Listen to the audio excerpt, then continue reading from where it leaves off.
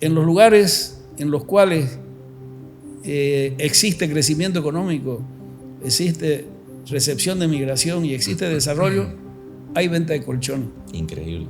O sea, ese es un dato como la fiebre, sirve para, no es la enfermedad, sino es un síntoma.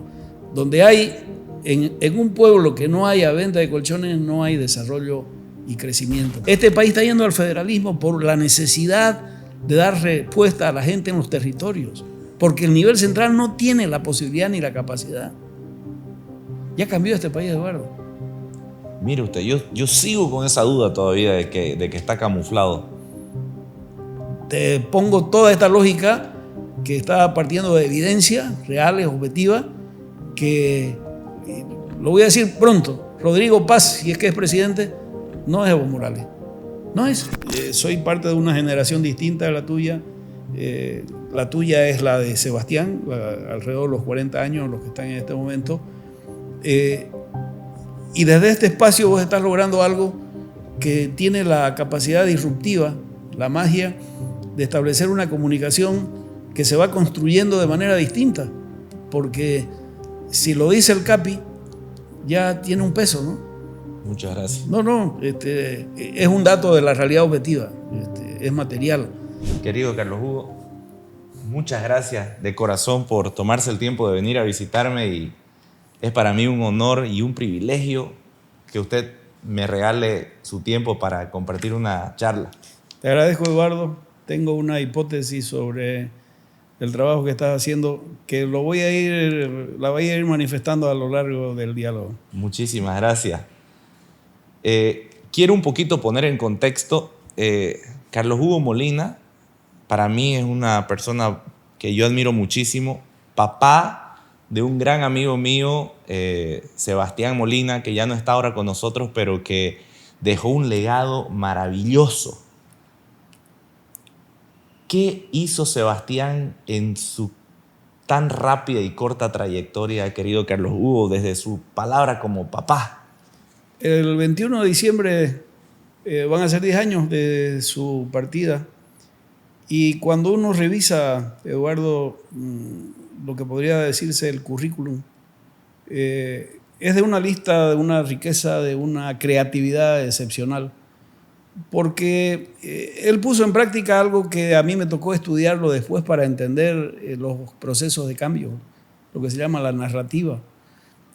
La narrativa tiene 3 componentes para entender algo cuando se lo refiere a las sociedades, a los pueblos. Tiene que tener una data, una información dura, números, cifras, lugares, nombres. Tiene que tener, el segundo elemento, poesía. Tiene que ser dicho de manera que sea entendible.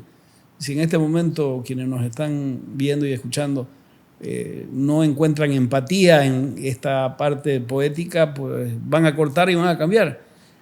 Pero con data y con poesía solo se hace descripción. Le falta una tercera, que es la magia, que es la disrupción, lo distinto. Eso es la capacidad de los pintores, que con la misma pintura alguien puede hacer garabato y otro, Picasso, hace lo suyo.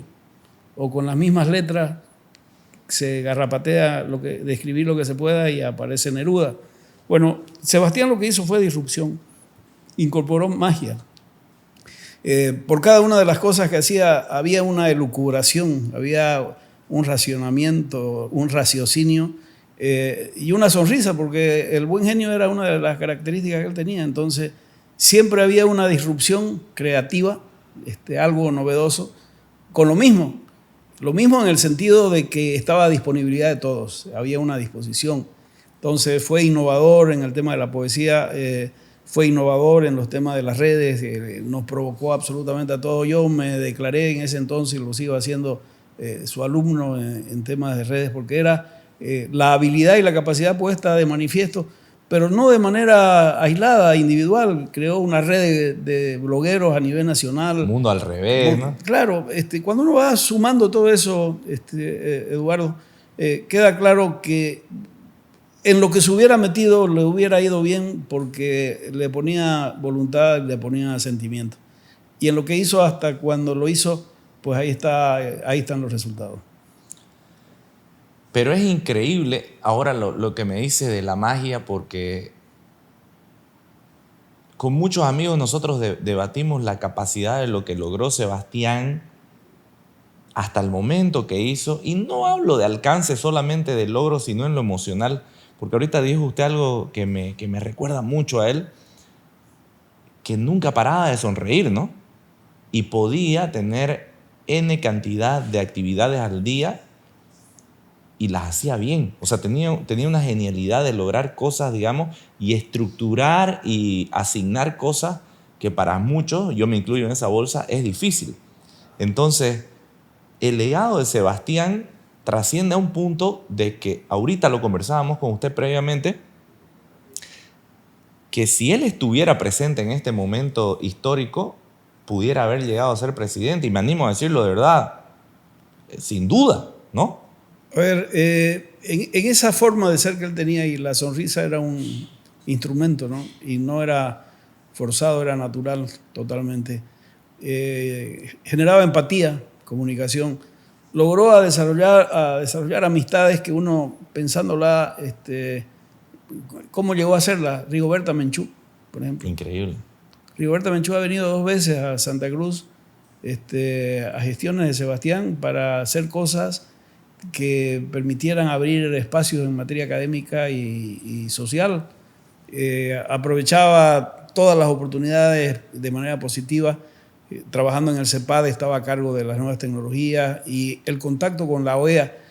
Él asistía en nombre de Bolivia a los encuentros de la OEA, de la sociedad civil, y fue los últimos 5 años portavoz de la sociedad civil de América Latina en la OEA. Me acuerdo.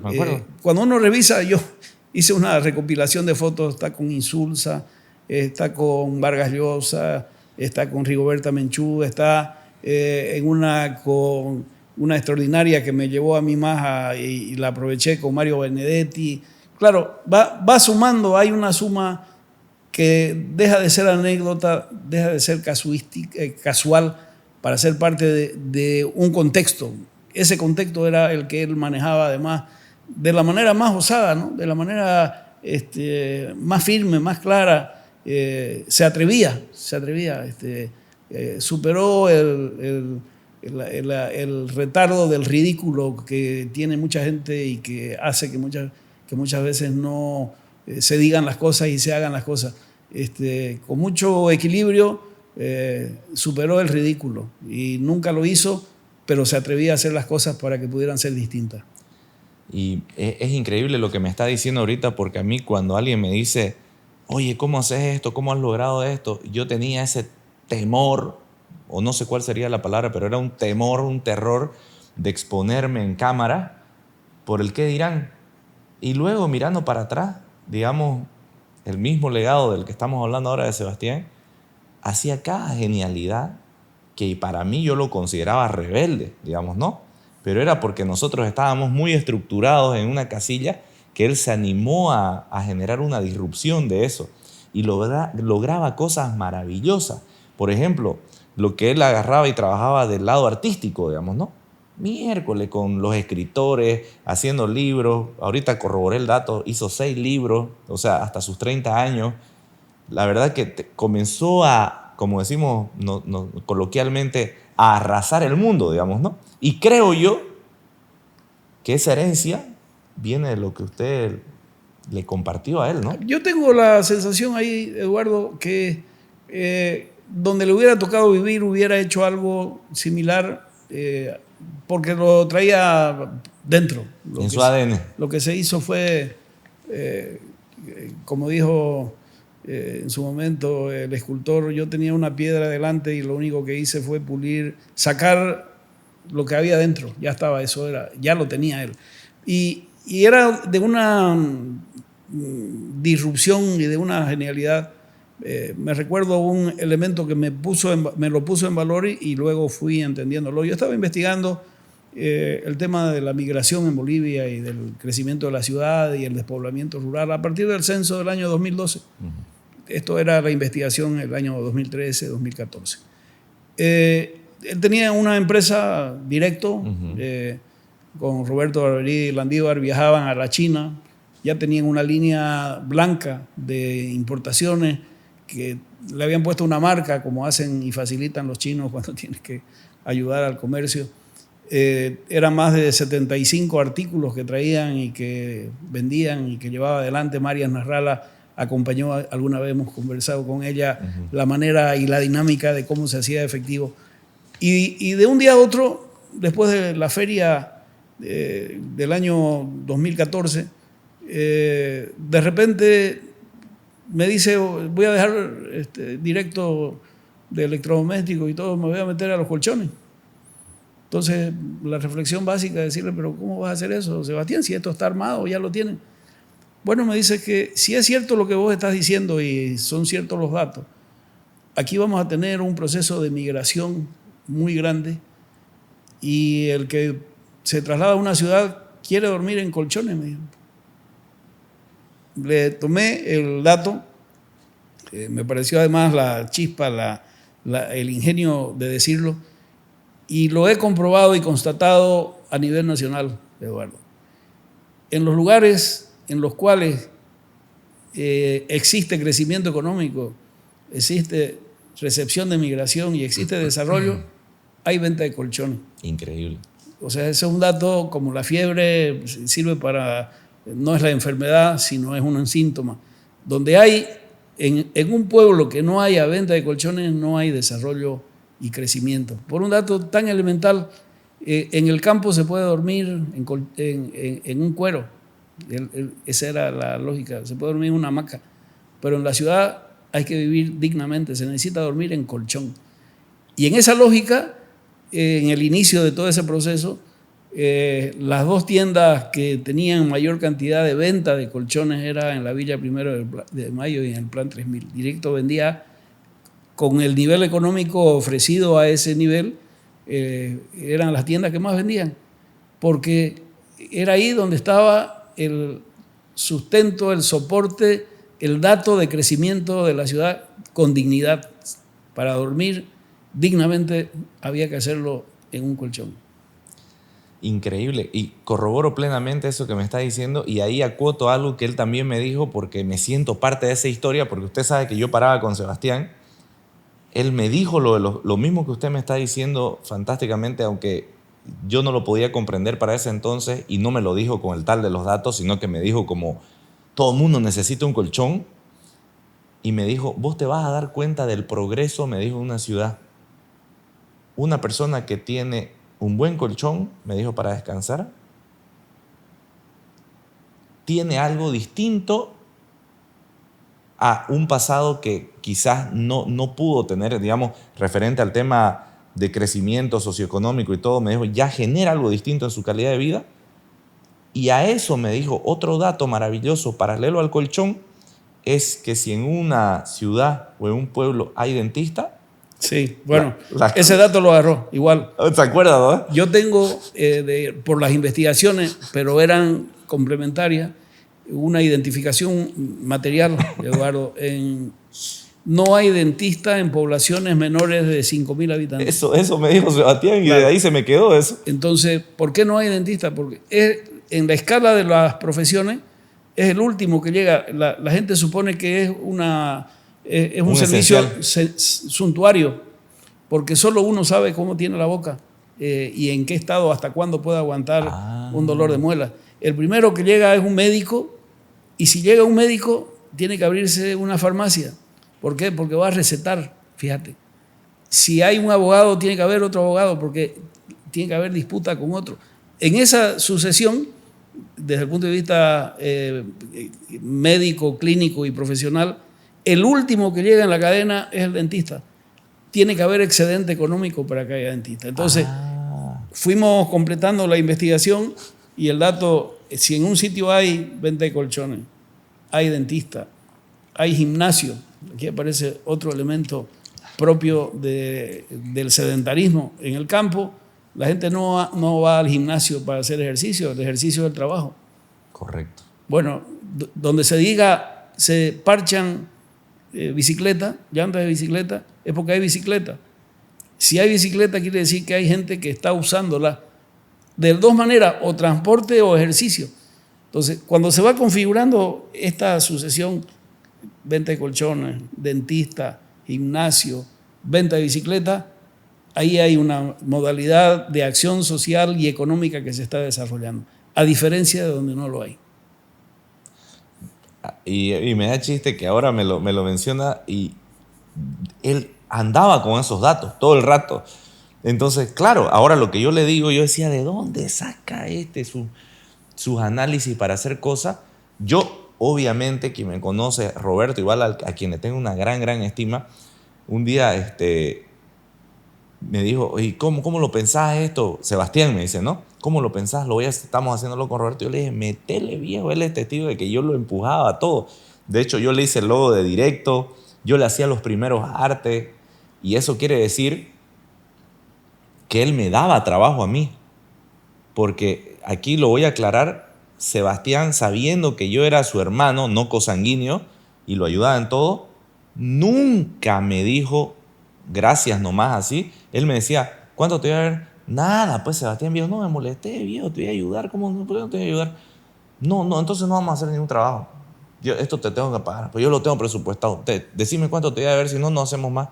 No, Sebastián, decime, y era un debate largo, pero Sebastián, quiero decirle ahora públicamente, que fue una de las primeras personas en darme trabajo a mí, porque yo le cobraba un nominal por lo que él me pedía, y trabajábamos de una manera hermosa con Sebastián, o sea, mucha amistad, mucha confianza. Él me permitía hacer muchas cosas locas porque yo le presentaba unos artes de prensa de lo que yo aprendía de mis mentores argentinos y chilenos de la publicidad, y le ponía, por decir, un ventilador en un sofá sentado soñando un aire acondicionado, porque una temporada estaba vendiendo aire.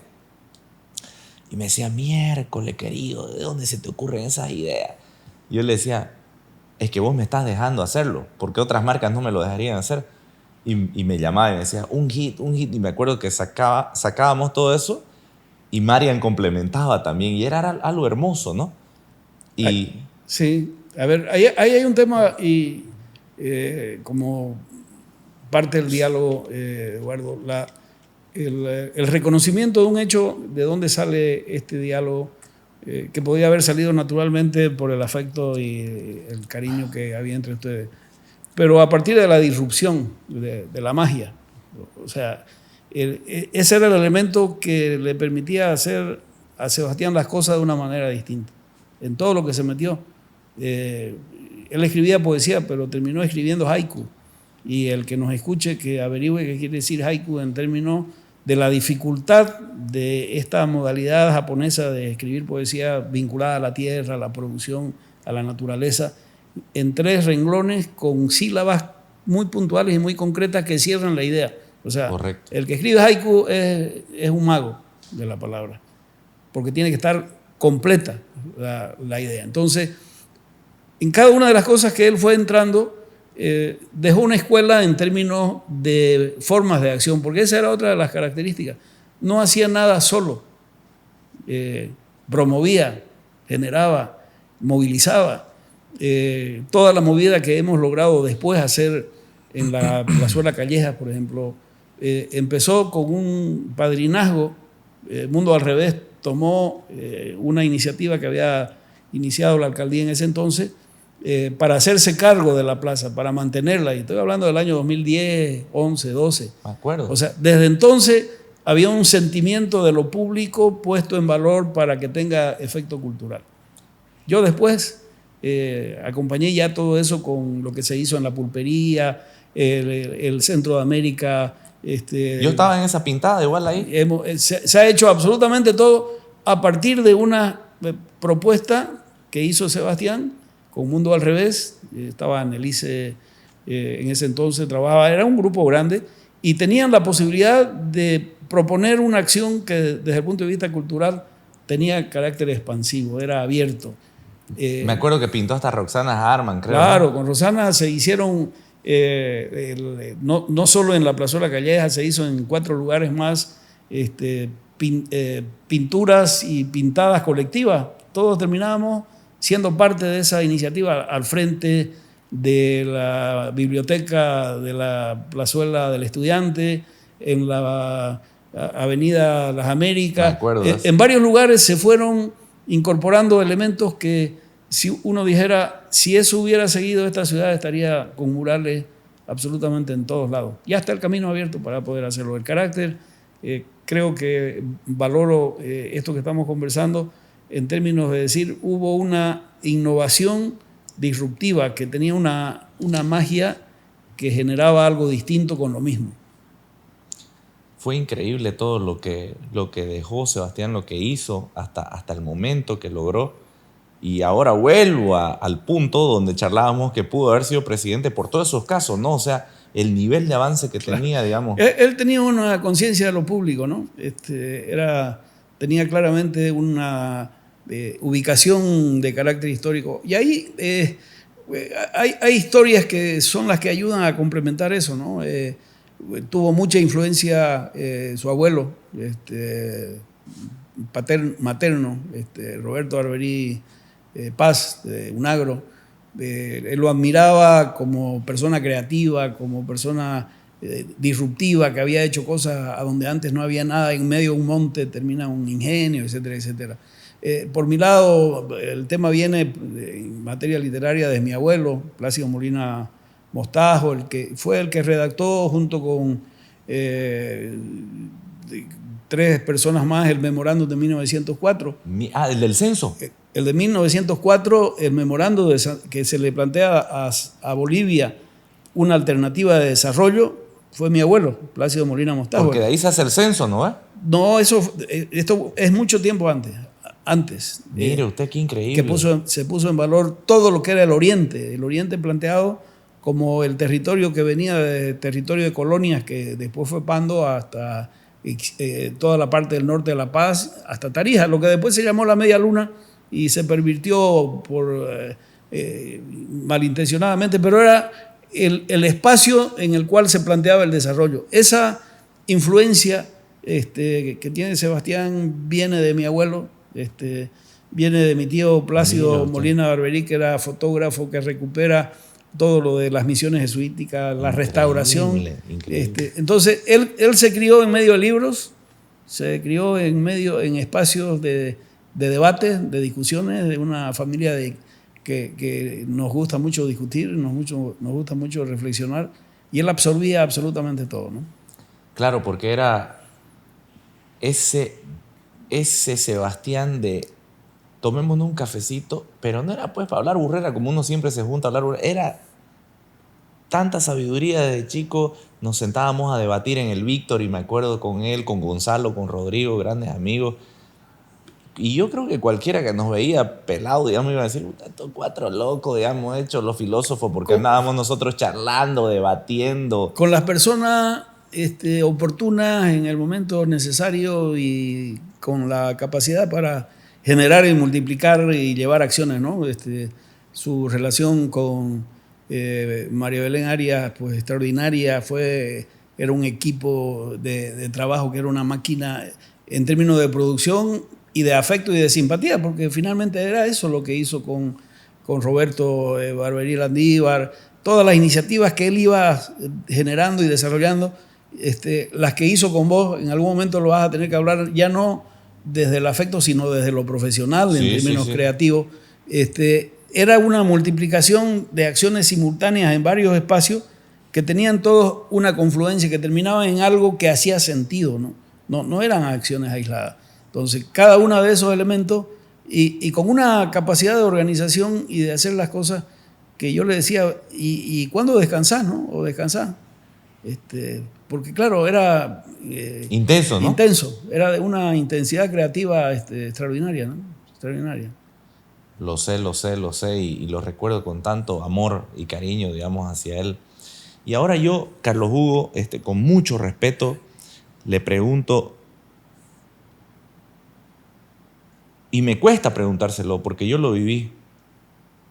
Cuando él se va, ¿cómo usted lleva su vida? Le hablo desde el punto de vista yo de papá, digamos, ¿no? Y tener un hijo tan maravilloso. ¿Cómo maneja usted su resiliencia? ¿Cómo hizo Carlos Hugo? Le pregunto de corazón eso. Sí, a ver, esta charla no tendría el mismo efecto Eduardo, si no está puesta en contexto, evidentemente, porque todos los que somos padres pues tenemos una relación con los hijos que sabemos qué es de lo que estamos hablando. Y solo los que hemos perdido hijos sabemos lo que eso significa desde el punto de vista de impacto, de dureza, de fuerza, ¿no?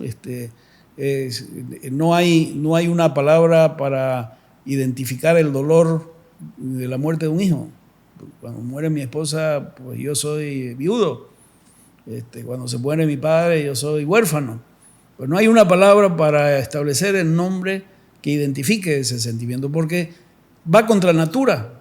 En la sucesión de la vida, lo lógico, lo natural es que los más viejos pues vayamos desapareciendo y aparezcan otras generaciones. Entonces, cuando se corta la vida de alguien, cualquiera sea en términos de situaciones especiales, accidentes, lo que fuera, pues estamos frente a una situación de complicación. La forma de enfrentar eso, Eduardo, solo hay dos maneras, ¿no? Una, por la resiliencia, y ese es el tiempo, no hay más. O sea, no hay forma de superar un dolor de esa naturaleza solo con inteligencia. No sirve la inteligencia, tiene que haber un proceso. Es lo que los psicólogos llaman la elaboración del duelo, el asumir, el enfrentar. Y junto con la resiliencia, todo lo que pueda estar referido al uso de la inteligencia para disminuir el impacto, para disminuir el dolor. Ahora, depende en cada caso de personas, ¿no? De las personas, como se ha presentado. No tendría, te lo digo de nuevo, el mismo impacto en el marco de lo que estamos hablando si no estuviese en relación a un ámbito social. Yo me sigo encontrando con sorpresas hasta ahora de gente que me cuenta y me narra cosas que Sebastián hizo con él o con ella, o que yo no conocía. Hasta ahora me encuentro, pero de verdad, o sea, yo fui, yo estuve, hicimos. Y eso termina siendo una devolución de la vida, porque claro, no está la persona. Yo no crecí junto con Sebastián para que se vaya, para que tenga una plaza, para que se lo reconozca por los méritos anteriores, pero la vida sigue de tal manera, tan objetivamente clara, tan intensa, que en algún momento va a haber un quiebre en relación a Sebastián, porque esa es la provocación para este momento, Eduardo. O sea, ¿dónde están los jóvenes? ¿Dónde están? ¿Qué están haciendo? Porque con esta vida tan agitada que llevamos todos, con esta deshumanización, con esta falta real de comunicación y de diálogo, en algún momento vamos a tener que hacer un alto y decir, a ver, ¿es esta la sociedad que queremos? Esto es a donde queremos ir, o a donde nos están llevando es donde queremos efectivamente que se produzca. Y ese corte, esa reflexión, es la que me hace, en el marco de tu pregunta, responder de manera colectiva para decir, a ver, en cada uno de los temas tiene que haber alguien más que está haciendo algo distinto, disruptivo. Probablemente por la farándula, por la forma tan festiva que tenemos de hacer las cosas, las formas tan bullangueras, no estamos percibiendo los sonidos tenues, suaves, que en algún momento van a tener que convertirse en la música sinfónica que es necesario tener en una sociedad para que funcione. Entonces, ¿por qué es tan fácil identificar a los malos? Porque son bullangueros, lo decía Gandhi, ¿no? No es que los malos sean más, es que son bullangueros, y los que no son malos no hemos aprendido a dejar escuchar nuestra voz. Entonces, las cosas que están ocurriendo en Bolivia en este momento son extraordinarias. Es parte de mi propia experiencia.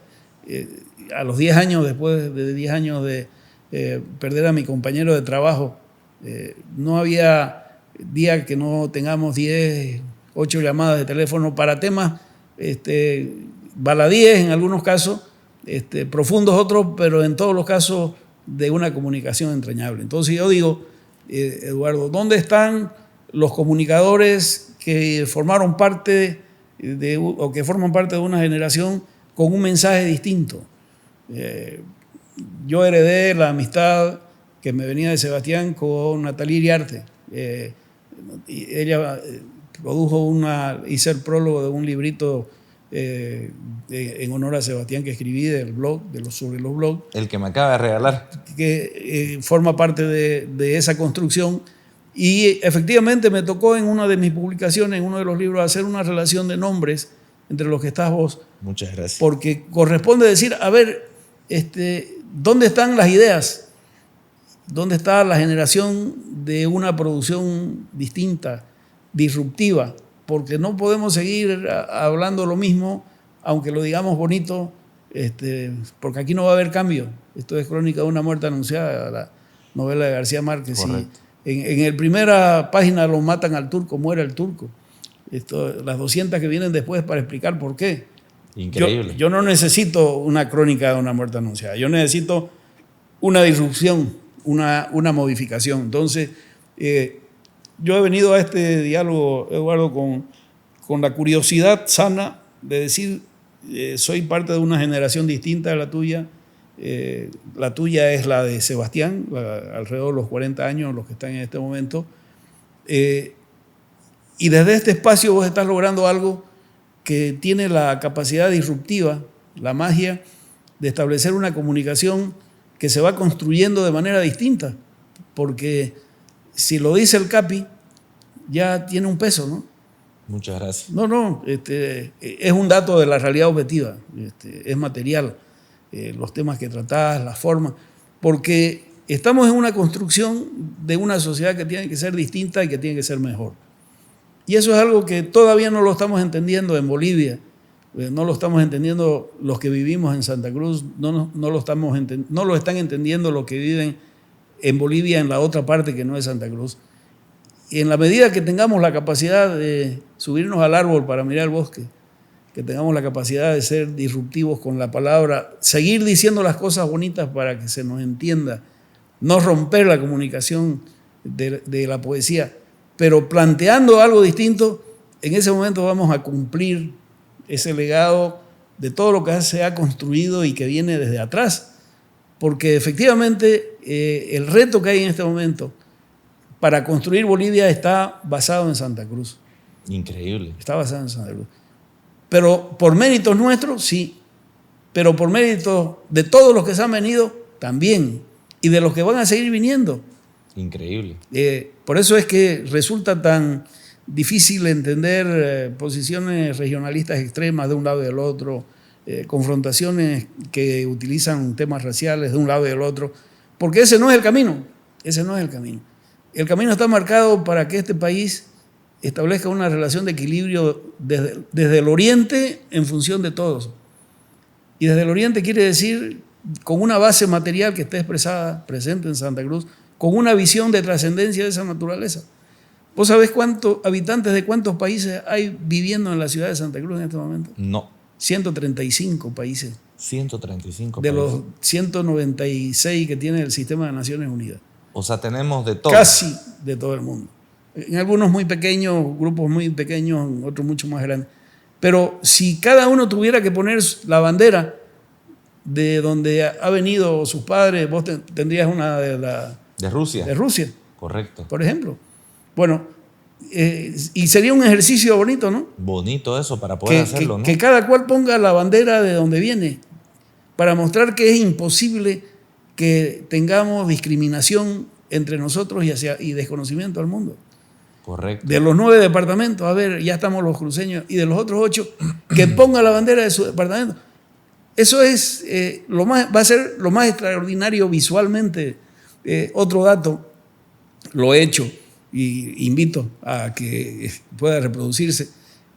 Vos sabés que en Santa Cruz hay centros de fe de todas las formas religiosas existentes en el mundo. Mire usted. Sinagoga, mezquita, ortodoxa griega, ortodoxa rusa. Judías igual, ¿no? Por eso, claro. Sinagoga. Claro, sinagoga. Bueno, y no están identificadas por la existencia de un militar o de un policía que garantice la seguridad. Todo el mundo entra y sale, no nos estamos matando entre judíos y musulmanes. Correcto. Es algo hermoso eso, ¿no? Rotundo, rotundo. Nos obliga a tener un pensamiento distinto, a salir de debajo de la tutuma, a salir de debajo del quirquincho. Correcto. A mirar las cosas de una manera distinta. Bueno, esa es la Bolivia que en este momento se está construyendo aquí. Esa es la Bolivia que desde Santa Cruz con las nuevas generaciones, sos parte de esa, es una responsabilidad. Nadie te la ha dado, nadie la está imponiendo. Pero ya me la declaró ya usted. No, pero la estás cumpliendo, te lo digo yo por el acompañamiento que hago. Gracias. De gente que está produciendo en ese sentido, ¿no? Es una generación, ahí está Animal de Ciudad, Ronaldo Vaca Pereira, ahora se ha ido a México, con una creatividad extraordinaria, producto de una generación, otra vez, cuando uno va viendo, aquí hay una masa crítica que va a terminar produciendo algo distinto. Está en manos de ustedes y nos toca a nosotros aprenderlo. Muchas gracias por hacérmelo notar. A veces cuando uno está, digamos, en este camino, usted lo ha vivido, digamos, como autoridad, no se da cuenta de muchas cosas que pueden generar una trascendencia para otras personas, para una generación, incluso para una ciudad entera. Y mucha gente me ha compartido, digamos, ese afecto de decir, estás haciendo algo bueno, estás haciendo algo distinto. Y ahorita usted me preguntó hace un rato, y de cómo todo esto, yo le dije, solamente le digo la verdad, quise divertirme, pero obviamente hablando con objetividad, tratando datos que son un poco más complejos de encontrar, pero ahí vamos en el camino, ¿no? La misma escuela de Sebastián, ¿no? Claro, pero a ver, yo entiendo, cuando vos me decís divertirme, yo lo entiendo en el mejor concepto y en el mejor sentido, porque no es por esto que nos vamos a ir al cielo. O sea, no, los méritos para irnos al cielo, el que quiera irse lo va a tener que cargar de otra manera. Esto es para vivir en una sociedad que tenga buen genio. Claro. Que no tenga el ceño fruncido. Claro. Que no esté dispuesta a insultar por cualquier cosa. Que se contenga a la hora de detenerse el tráfico para tocar, que no toque bocina. Claro. O sea, la lista tan grande que hay de cosas cotidianas que hacen la diferencia son sobre las que tenemos que trabajar. Y es a partir de ahí que aparece la construcción, ahí aparece la narrativa. Y esta nueva narrativa que hay una demanda y una expectativa en este momento a nivel nacional de que aparezca de Santa Cruz por un dato material. No se trata solo porque hay feria y hay el carnaval y hay tantas cosas que se están desarrollando. También por eso. Es porque se va desarrollando, hay una conjunción de voluntades expresadas en economía, pero también en sociedad, también en cultura, que expresan una construcción distinta. Cuando uno lee a Raúl Otero Reich, hubo un trabajo que realizó la BBC de Londres a nivel mundial para identificar a las 100 personalidades que habían ayudado a cambiar el pensamiento del mundo. Y está Raúl Otero. Mire usted. Tiene un poema, América, y otros poemas en una publicación que tiene, Canto al hombre de la selva, en el que uno lee y se asombra las cosas dichas por Raúl Otero, que son muy pocas las que gente a la que lo conoce de verdad, lo cita. Mira, y lo vemos, está en la Casa de la Cultura, está sentado en un banco de la plaza ahí al frente, en una estatua. Pero la capacidad de Raúl Otero para interpretar Bolivia desde Santa Cruz es extraordinaria. Le voy a hacer un video, mira ahorita que me lo dice. Te vas a asombrar de todas las cosas que hay alrededor de la poesía de Raúl Otero, porque es el poeta que testificó con sus poemas de Sangre y Lejanía la Guerra del Chaco. Mire usted. Por ejemplo. Es el poeta que acompaña el crecimiento del desarrollo de la ciudad y que escribe a Dios amable vieja ciudad, el año 66, con una figura metafórica que tiene que es extraordinaria. El año 66, el alcalde Hernán Castro Villazón y el oficial mayor Elías Ortiz aprobaron una ordenanza que establecía la construcción de ochaves en las esquinas. Todas las esquinas terminaban en ángulo recto.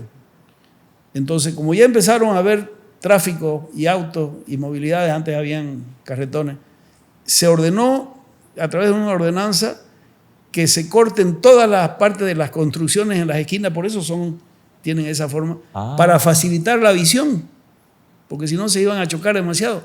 Solo la catedral no pudo porque tenía un bloque muy grande. Bueno, Raúl Otero, en su despedida a esa ciudad, amable vieja ciudad, dice que el Tiluchi, el hornero, se fue porque no pudo hacerle los chaves a su horno.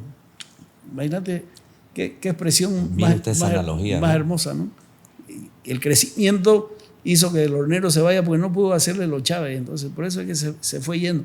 Bueno, ese es Raúl Otero. Raúl Otero nos expresa, es una de las 100 personalidades que han ayudado a cambiar o han ayudado a profundizar el crecimiento de la humanidad. Entonces, eso es lo que nos toca, eso es lo que vos estás haciendo. Fíjate, ahora te ha salido una motivación para aprovechar algo que está ahí esperando ser utilizado. No se le puede encontrar a Raúl Otero en esa dimensión una sola expresión contraria a un espíritu de solidaridad desde Santa Cruz a nivel nacional. Desmesurado, ¿no? Extraordinario, ¿no? Desde el punto de vista positivo, en términos de sentimiento. Entonces, esa es la tarea de tu generación, Eduardo. Están ustedes en un espacio de transición. Lo que pudimos haber hecho nosotros ya está, y si algo más podemos ayudar, pues lo vamos a terminar haciendo. Pero terminen de bordar fino, terminen de ponerse en evidencia todos los que están desarrollando inteligencia en este momento para ayudarnos a superar las estupideces y las imbecilidades que se cometen desde el punto de vista político cotidiano contra las que no estamos de acuerdo, porque queremos otro país. Eso es objetivamente por el cual hemos empezado hablando de Sebastián, pero estamos hablando de desarrollo, de sociedad, correcto, de cambio y de innovación. Esa innovación que es la que le da la cereza en el helado de la narrativa con la magia. Correcto, y me parece tan fantástico cómo hiló ahorita todos los puntos con los que justo le iba a preguntar, que primera vez que me hago una hojita porque dije no se me puede pasar nada, de verdad primera vez que me hago una hojita, y ahí yo quiero aprovechar sobre esa magia que usted está comentando, que me cuente un poquito sobre un cafetal del tamaño de Bolivia. ¿En qué rato se le ocurre eso? Le pregunto por qué. Yo lo vi a usted un par de veces, sobre todo en Ateneo, y dije, algo está haciendo Carlos Hugo, porque lo veía seguido en el café y cada vez sacaba un artículo maravilloso alrededor del café. Coménteme un poquito sobre eso. A ver, cuando se va a abrir una panadería, el rato que se pone el letrero de la panadería y se huele que hay pan caliente, ha tenido que pasar un año antes de preparación a ese dato. O sea, hay una construcción material que tiene que haber sido y qué queremos producir, qué pan queremos hacer, qué máquinas vamos a necesitar, todas las pruebas. ¿De dónde sale el tema del cafetal? Junto con la investigación sobre el tema migratorio, el abandono de las poblaciones rurales llegadas a las ciudades, teníamos que encontrar en la investigación un elemento que sirviera de motivación para la retención de la población en el territorio. Hicimos investigación de todos los procesos productivos rurales y encontramos poéticamente el que iba a proponer la magia después, de decir, de entre todos los procesos productivos, el que puede llamar la atención más es el café, porque es la bebida que se toma en mayor cantidad después del agua en el mundo. Es una producción que se hace a nivel local, porque vos no podés plantar café en ningún lugar donde te guste, tiene que ser donde hayan las condiciones, tiene que ser con mano de obra local, no hay maquinaria para recoger la cereza del café, tiene que ser manual, porque además tienen que ser las maduras, las que están maduras. Correcto, no agarrar cualquier cosa. No podés. todo el proceso tiene características de exigencias técnicas, culturales, de gran demanda de información y de capacidad. No podés inventarte. Tenés que aprovechar lo que se ha avanzado en otros lugares. No estás plantando café para tomártelo todo, no te lo vas a poder tomar todo. Lo vas a tener que incorporar al mercado. Si entras al mercado, vas a ir a competir con otros que están produciendo café exactamente igual. Entonces vas a tener que producir buen café y entrar al mercado conociendo las claves internacionales, porque el café se cotiza en la bolsa. Y vale más que el oro, ¿no? Entonces, por el volumen, por la cantidad de gente que interviene y los beneficiados, por el número. Claro. Colombia nos sirvió de modelo para estudiar todo esto, Eduardo. Yo me fui físicamente a hacer el estudio allá. Se fue a estudiar el café allá. Claro, porque los datos que uno le dan, pues los tiene uno en las investigaciones, en los textos, pero otra cosa es ir a verlo. El promedio de extensión de los productores de café en Colombia es de 1,5 hectáreas. 1,5 hectáreas. Son 575,000 productores de café. Exportan en este momento cerca de 4,000 millones de dólares. Son pequeñas unidades familiares. Claro, son fincas chiquititas, ¿no? Que han logrado unir de la finca productora de café el turismo. Y cuando hicieron eso, descubrieron la piedra filosofal del desarrollo. Entonces, ¿qué nos muestra el cultivo del café? Que para cultivar café tenés que hacerlo en el lugar, en el territorio, no tenés que irte. Y hay que darle las condiciones a la gente para que se quede. Entonces, ahí surgió la innovación con la magia disruptiva de decir, ¿y qué pasaría que plantemos un cafetal del tamaño de Bolivia? Esa era la hipótesis, para que la gente se quede, no se vaya a la ciudad y produzca. Increíble. Y le vaya bien. El único departamento donde no hay producción de café es Oruro, porque no hay ningún valle que te pueda servir para producir. Pero proporcionalmente en Oruro hay 10 cafeterías de especialidad. Les gusta, probablemente por la gente que va en tránsito a Potosí, al lago. La cantidad de cafeterías de especialidad que hay en Oruro, en términos proporcionales, son mayores a las que tenemos en Santa Cruz en proporción. Increíble. Claro. Bueno, ese espíritu entonces estaba presente en todo el país y terminé de hacer la investigación. Que lo hizo un libro, ¿no? Ya va por la segunda edición y está entrando la tercera. ¡Qué belleza! Entonces, empecé a recorrer el país de nuevo, aprovechando después de la pandemia, y aparecían preguntas lógicas en Ascensión de Guarayo, hablando del café, terminaba de hablar, y me dice, ¿y podemos producir, se puede producir piña? Pero claro, pues, si finalmente lo que interesa es que sea algo ligado a la tierra y que permita que la gente se quede. Claro. Y en San Ignacio de Mojo, aquí tenemos chocolate, puede ser chocolate, café, y si no hay café, pues hay chocolate. Y en Camargo hay la uva y el Singani, pues echémosle con la uva y el Singani. Buenísimo. Y cada sitio tiene su café. Esa es la metáfora, finalmente. Claro. Debe tener su café. La posibilidad, Eduardo, desde el punto de vista turístico, si recuperamos como política pública el desarrollo del turismo, Bolivia puede generar 3.500 millones de dólares en todo el país, repartido en todo. Si al turismo le ligamos producciones específicas, como han hecho los colombianos con el café, café donde haya café, donde haya amaranto, donde haya chía, donde haya azaí, donde haya...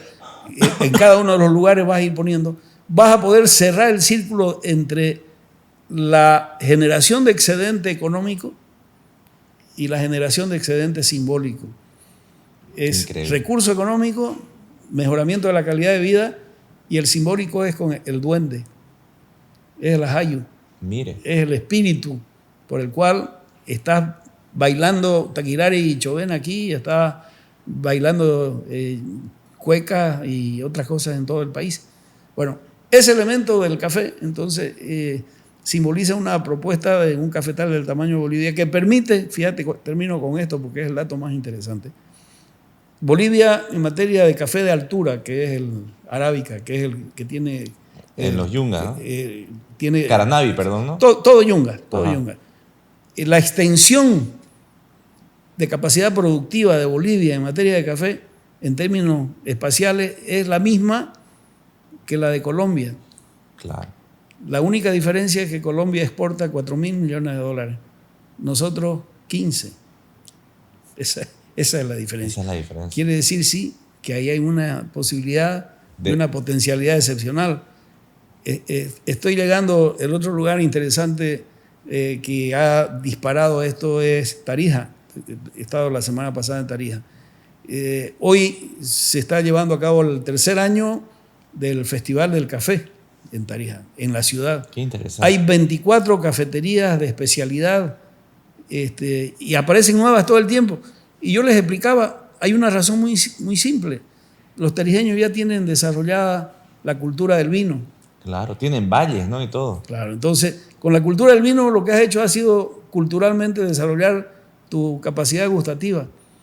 Entonces, para encontrar los tonos y los sabores al vino, podés pasarte al café exactamente sobre la base de ese aprendizaje anterior. Y por eso es que en este momento existe en Tarija una cantidad de cafeterías de especialidad en ese volumen y se está desarrollando este tipo de eventos.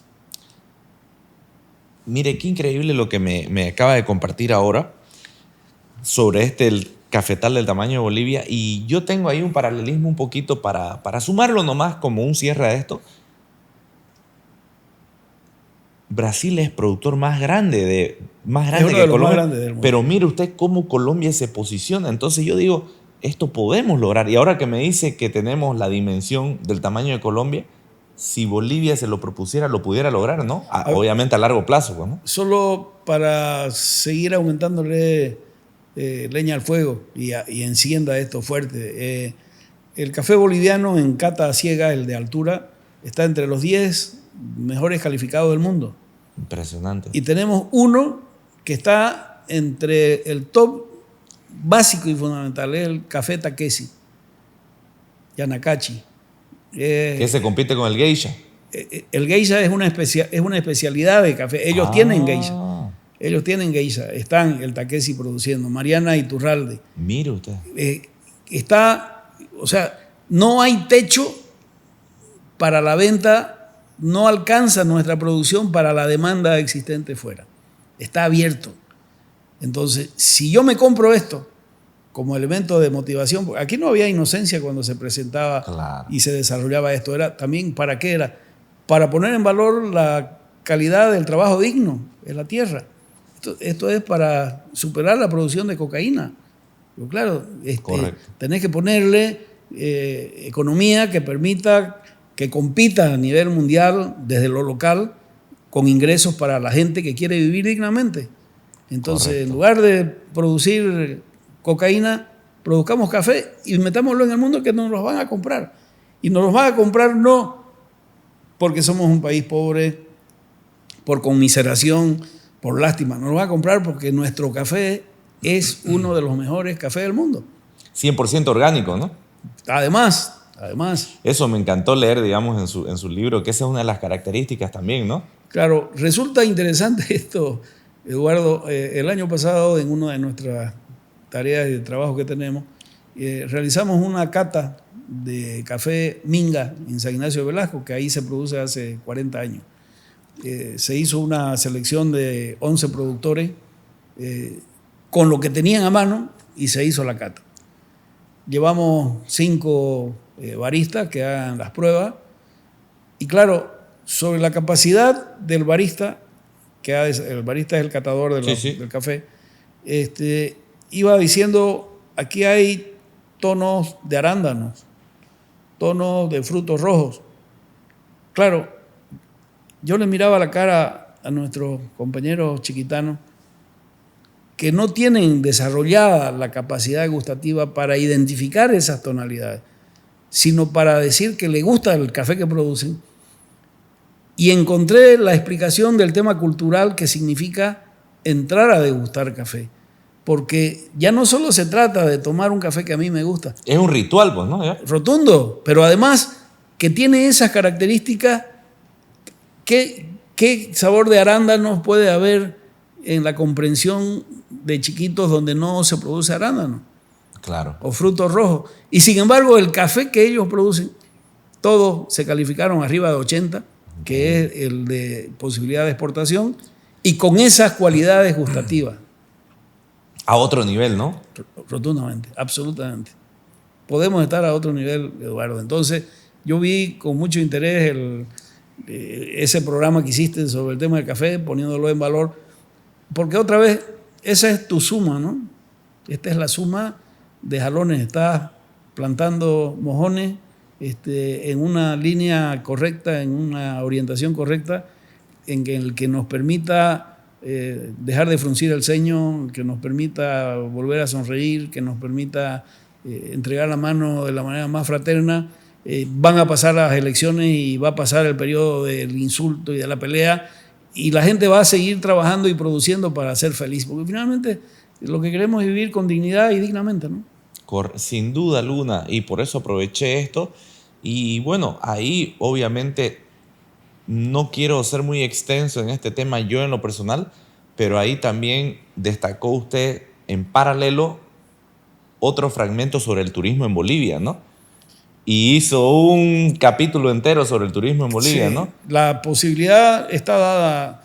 Hemos hecho ensayos a mano alzada. Te decía, estábamos conversando antes, tengo el privilegio, el gusto, el placer de haber recorrido Bolivia por tierra, de Cobija a Yacuiba, de Puerto Suárez a Tiahuanaco, solo para poner los extremos. De los 343 municipios que tiene Bolivia, yo tengo marcados 295 físicamente de todo el territorio, y descubro con asombro, y la palabra descubrir en esto sigue siendo ingenua, sigue siendo inocente, porque conservo el derecho de asombrarme de las cosas que uno va encontrando en términos valiosos, de valor. Porque el turismo tiene 3 características que son las que nos pueden ayudar a resolver muchos de los problemas que tenemos ahora. El primero es un acto de autoestima. Si yo creo que tengo algo turístico es porque es algo que yo creo que es importante. Entonces, una comida, una devoción, un paisaje, un río, una fiesta. Ya, ese es el elemento simbólico. El concepto. El concepto de autoestima, de valor. El segundo es que estoy invitando a gente de fuera que venga. Esto es tolerancia. Pues si yo te invito a mi casa es para tratarte bien. Yo no te voy a preguntar y cuál es el santo de tu devoción, claro, y cuál es tu equipo de fútbol y de qué partido sos, porque se estaría rompiendo el elemento que establece la comunicación en un escenario distinto. Correcto. O sea, te invito a mi casa, vení, y dejamos de lado todo lo que sea confrontacional, porque no tiene sentido. Te estoy invitando para que estemos bien. Y en tercer lugar, primero autoestima, segundo tolerancia, es la cadena social económica de base más ancha desde el punto de vista de actores que intervienen. Son más de 20 actores directos. Es transporte, es hotelería, es gastronomía, es senderismo. Potencia la economía a otro nivel. Rotundamente. ¿No? Que además tiene 2 condiciones más. Genera economía en red y masivo. Porque no es un hotel el que gana, no es un restaurante, claro, es toda la gente que está alrededor. Toda la cadena, ¿no? Toda la cadena. Y nos obliga a establecer un elemento que es el que falta en este país y sobre el que vos estás trabajando intuitivamente, y te lo pongo en valor ahora, que es la cohesión social, que es buscar las cosas buenas para ponernos de acuerdo y seguir adelante. Para integrarnos, ¿no? Este país nos han enseñado que debemos pelearnos y no está bien. Correcto. Entonces, ¿cómo construyo cohesión social? Sobre la base de poner en valor los elementos que desde el punto de vista del reconocimiento son válidos para todos.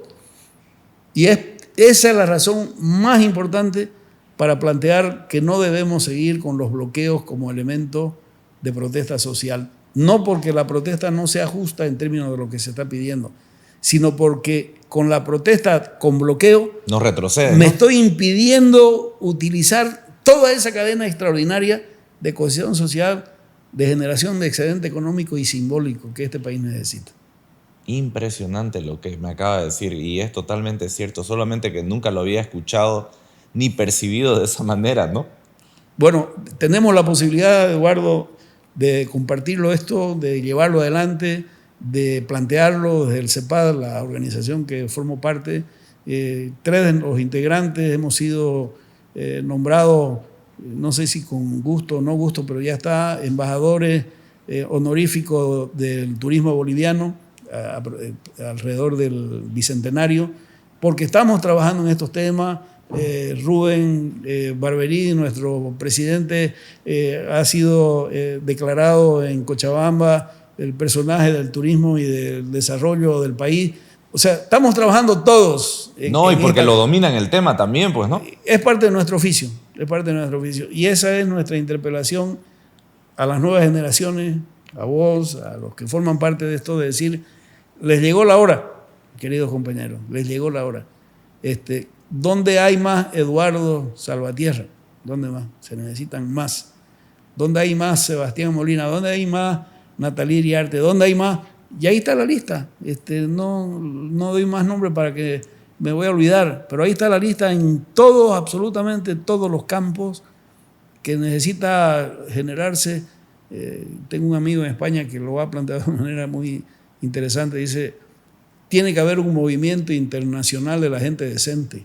Qué buena esa. Excelente. Decir, a ver, ¿cuál es la gente decente?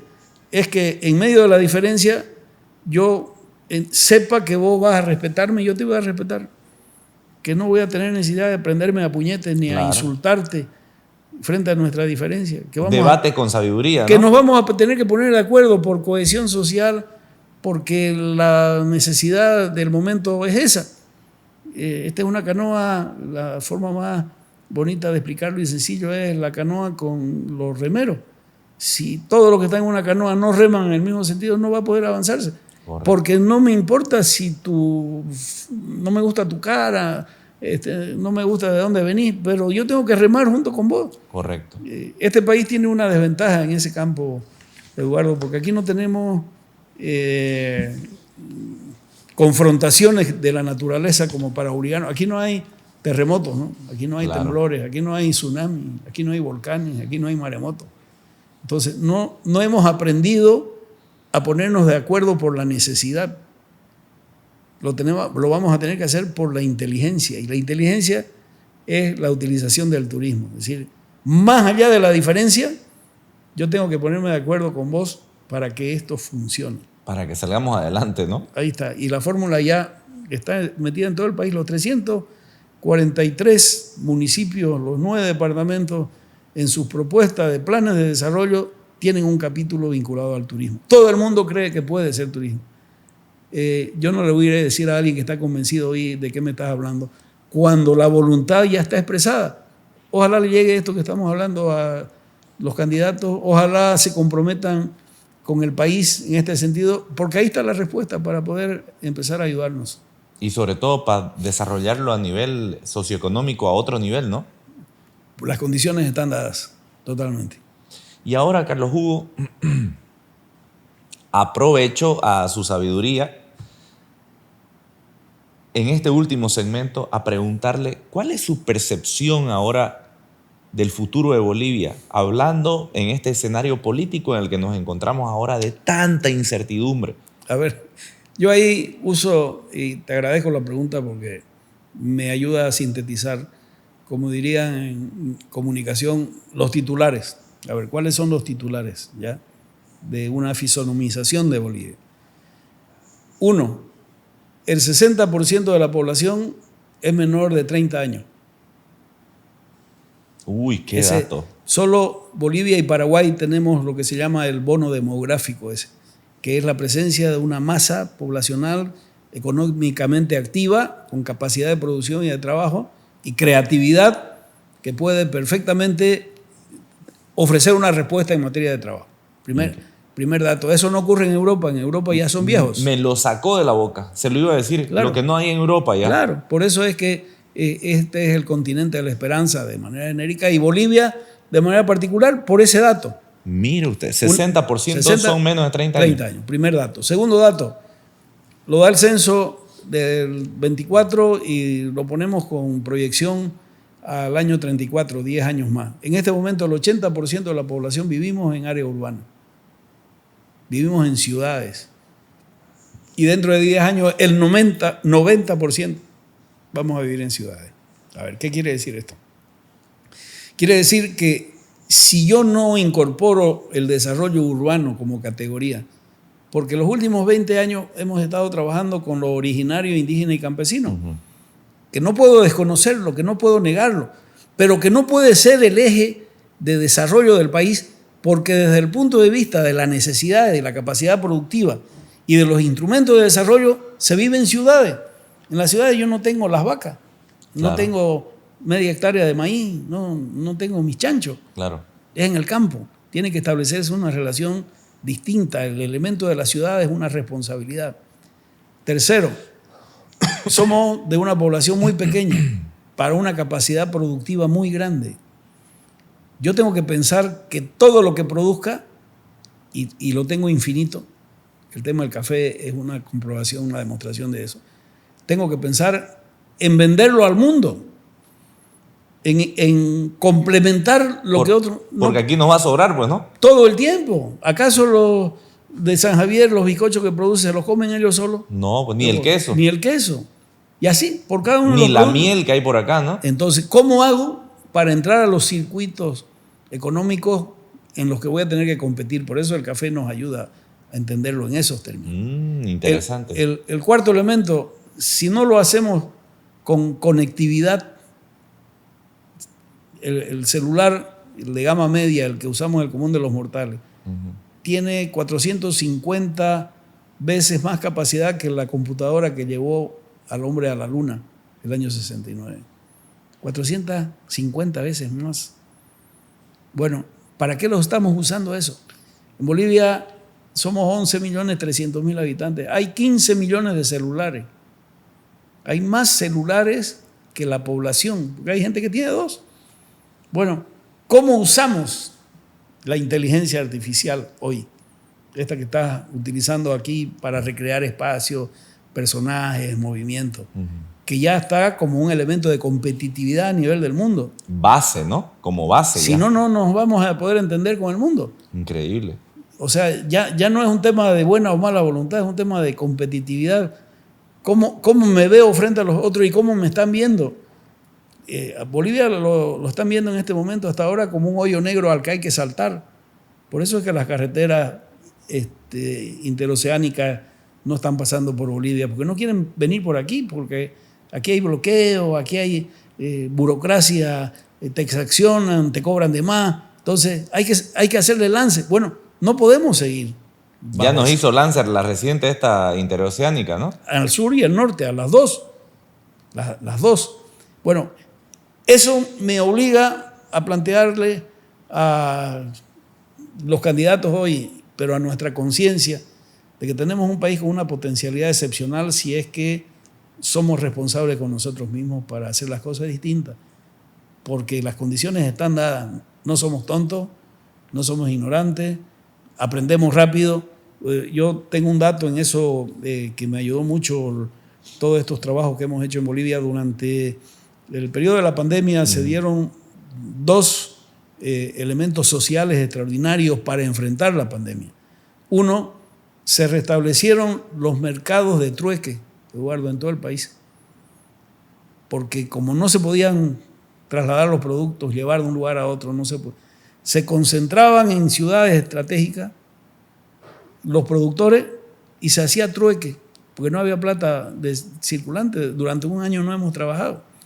Claro. Entonces yo te daba mi papa y vos me dabas tu cebolla. Uno. Y segundo, Bolivia en general, pero Santa Cruz en particular, desarrolló su capacidad innovativa y creadora de manera extraordinaria con el delivery. Impresionante. A ver, hemos avanzado 20 años ahí. Esto hay que tenerlo claro, y ese es un oficio en el que podés trabajar y aclararlo perfectamente. O sea, de la venta en el mercado, al mercado barriales, claro, a la venta y a la compra por teléfono y el pago con QR. El pago QR. Eso ha generado en San Ignacio de Mojo, estaba hace 4 semanas atrás, que quiera ubicarse en San Ignacio de Mojo, se compra comida por delivery y se paga por QR. Increíble. En todo el país, Increíble. para decirlo. Entonces, esa capacidad innovativa, esa capacidad creativa que la tenemos todos, hay que terminar de trasladarla a... No va a llover café del cielo, como diría Juan Luis Guerra, ¿no? No, claro. el café del campo. Y el maná que estaba en la Biblia era solo de sobrevivencia, era para que el pueblo elegido no se muera en el desierto. Eso era para llegar a la tierra que emanaba leche y miel, dice la Biblia, el Génesis. Bueno, en este momento, en el Éxodo, en este momento no vamos a vivir del maná, ni vamos a vivir del café del campo porque no va a llover. Vamos a vivir de nuestras capacidades, de nuestras posibilidades. De nuestro proceso de adaptación, ¿no? Y de retos que el mundo nos está planteando para que tengamos una respuesta. Entonces, hemos demostrado que podemos. La gente está lista, está dispuesta. Cuando se le pide, reacciona. En Bolivia la crisis económica ha sido peor que el de la Argentina y no hemos tenido el conflicto que se produjo en la Argentina cuando el Corralito. Increíble. Hay un grado de resiliencia impresionante, ¿no? De una capacidad de resiliencia y de reacción propositiva extraordinaria. Bueno, que debemos entenderlo colectivamente, que esa es una oportunidad que no podemos perder. Claro, es fantástico lo que me dice porque el grado queja es bajísimo, ¿no? Y bueno, es un término nuevo que estoy diciendo grado queja, pero en el sentido de que somos como que, ¿sabes qué? Démosle la vuelta en vez de estar quejándonos, vamos para adelante, ¿cómo solucionamos esto? A tal nivel que el otro día un amigo, quizás usted lo ha leído, Amples Reggiani, escribió un artículo maravilloso que dice: el boliviano es un ser humano hecho a otro nivel porque todo lo resuelve. O sea, te adaptás hasta para la cola de la gasolina, que a ese nivel está malo, porque decís, ya, ¿quién va a ir? O hasta querés hacer un junte porque tratás de darle la vuelta de una manera positiva que ya también está mal, ¿me entendés? Porque te adaptás a todo. Entonces, ahí es donde yo quería llegar en ese proceso de adaptación y en lo que viene con esta incertidumbre política. ¿Cómo lo ve el futuro, digamos? Pero a ver, ahí, Eduardo, yo voy a acordarme del Papa Francisco. Él decía, los jóvenes deben ser bochincheros. O sea, no pueden aburguesarse tanto, aburguesarse en el sentido de perder las narrativas de rebeldía, de ilusiones, de esperanza, del cambio de la sociedad, porque el mundo nos los está demandando y no de manera pesimista, porque ahí nos vamos a angustiar todos. Claro. Entonces, este país tiene potencialidades, tiene posibilidades. Estamos hablando de decir, si se incorpora el turismo como política pública, podemos generar 3.500 millones de dólares repartidos en todo el país. Si se genera un proceso de desarrollo en el altiplano, en la zona de Azanaque, en Oruro, para producir quinoa real, tenemos posibilidad de exportar 2.500 millones de dólares. Cuando uno va sumando lo que hay en todo el país, hay una disponibilidad que tenemos que empezar a utilizar y que la hemos tenido contenida por un modo de gobierno que nos adormeció. Ya eso se acabó. Se acabó. ¿Cree usted realmente que rotundamente, se acabó? Pero por supuesto. O vas a querer seguir viviendo como era antes, con el dedito curvo que te estaba acusando todo el tiempo. ¿Pero no cree usted que está camuflado eso? No hay forma material. Este pueblo cambió, votó de manera distinta y quien entre va a tener que entenderlo, porque si no va a tener más problemas que el anterior, porque ya el anterior no está. No tienen los recursos para comprar gente. No tienen la fuerza política que tenían para amedrentar y para chantajear a la gente. Se les acabó, por eso es que han perdido. Han perdido. Del 54% que sacaron en las anteriores elecciones, han llegado al 11% en esta oportunidad. Así le han quedado el ojo, ¿no? De 73 diputados y 21 senadores. No tiene senadores y tiene 2 diputados. A ver, y el jefe de todo eso está enclaustrado en el Chapare, huido, porque a la hora que salga ahí lo van a meter preso. Yo no puedo perder de vista que esto cambió de verdad. Yo me la creo. Necesito creérmela. Y el que venga no va a poder hacer lo mismo que así quiera que hicieron los anteriores, porque ya no hay los recursos. Van a tener que ayudar a la gente a que produzca y se desarrolle descentralizada, autonómicamente, cada vez más radical. A la fuerza. Este país está yendo al federalismo por la necesidad de dar respuesta a la gente en los territorios, porque el nivel central no tiene la posibilidad ni la capacidad. Ya cambió este país, Eduardo. Mire usted, yo sigo con esa duda todavía de que está camuflado. Te pongo toda esta lógica que está partiendo de evidencias reales, objetivas, que lo voy a decir pronto. Rodrigo Paz, si es que es presidente, no es Evo Morales. No es. Es otra generación. No voy a poner en duda a Tuto. Si fuera Tuto el presidente, ¿puedo yo suponer que Tuto es Evo Morales? No, no lo es. Nadie ya es Evo Morales. Evo Morales está preso ahorita en el Chapare porque no puede salir. A la hora que salga lo agarran. Entonces. Correcto. Y no puedo olvidarme de lo otro. De 54% que tuvo en la elección anterior Arce con el MAS y que hoy se ha reducido al 11%.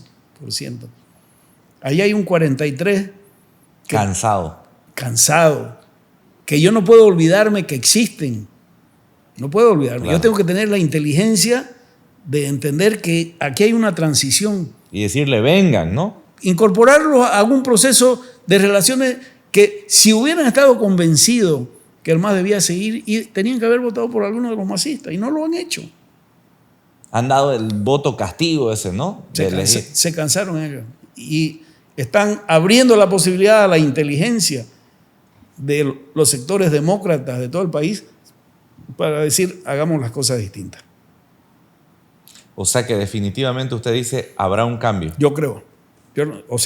No puedo negar ninguna de todas las señales que estoy viendo en todo el país que me están demostrando la necesidad de que la gente quiere volver a trabajar honradamente, que quiere un gobierno que no le ponga trabas, que quiere un gobierno que no lo exaccione, que quiere un gobierno que no lo persiga judicialmente para meterlo preso. O sea, todo lo que hemos peleado por la democracia en este país, yo no me lo puedo olvidar. Y hay que recordarlo, qué es lo que no queremos, para desarrollar lo que queremos. Porque nos cansó, ¿no? Ya estuvo bien, ¿no? Suficiente 20 años. Buenísimo. Quiero darle las gracias a Carlos Hugo por compartirme nuevamente, se lo vuelvo a decir, su tiempo, su cariño, su tan linda amistad, y gracias por haberme regalado también el libro. Estoy muy feliz de tenerlo acá y gracias por todo este tiempo. De verdad se lo digo de corazón, Carlos Hugo. Yo también. Sigamos en el oficio. Para eso estamos. Gracias, querido Carlos Hugo. Gracias. Gracias. De verdad, maravilloso. Muchísimas gracias.